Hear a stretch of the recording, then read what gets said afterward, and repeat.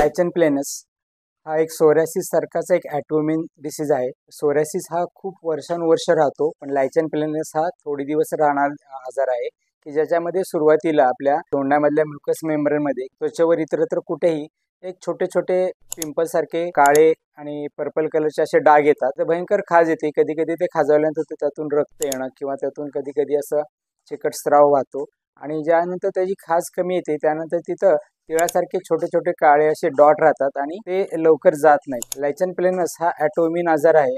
ॲटोइम्यून आजार म्हणजे आपण प्रत्येक भागात आपण जाणून घेतो की ज्यावेळी आपली प्रतिकार शक्ती बाहेरच्या रोगांवर संरक्षण देण्यासाठी असते, पण जेव्हा तीच प्रतिकार शक्ती आपल्या स्वतःच्या शरीरातील उपयुक्त पेशींवर अटॅक करून त्यांचा ऱ्हास करते त्यावेळी ॲटोइम्यून आजार चालू होतात. तर लायचन प्लेनसमध्ये देखील असंच होतं की शरीरात तयार झालेले अँटीबॉडीज म्हणजे प्रतिपिंडे आपल्या त्वचेमधीलच काही भागांवर अटॅक करतात आणि लायचन प्लेनस हा आजार होतो. लायचन प्लेनस हा आजार जरी बरोबर दिसायला त्वचेचा आजार असेल, ॲटोइम्यून आजार कुठलाही बरा करताना होमिओपॅथीने ॲटो इम्युनिटी का तयार झाली, त्या माणसामध्ये कुठले मानसिक ताणतणाव होते, त्याची जवळची आणि खूप प्रिय असलेली व्यक्ती त्याच्यापासून कधी दुरावली आणि त्यामध्ये त्या व्यक्तीने स्वतःला अनाठाई खूप दोष दिलेला असतो. त्याला स्वतःबद्दलच खूप तिरस्कार घृणा वाटायला लागते आणि तो जर बरा करायचा असेल तर त्या व्यक्तीची पूर्ण हिस्ट्री घेऊन त्याला त्याच्या प्रकृतीचे कॉन्स्टिट्यूशनल औषध दिल्यानंतर लायचन प्लेनस बाहेरचे कुठलीही मलमे किंवा तेले किंवा लिनेमेंट न लावता पूर्णपणे कायमचा बरा होऊ शकतो.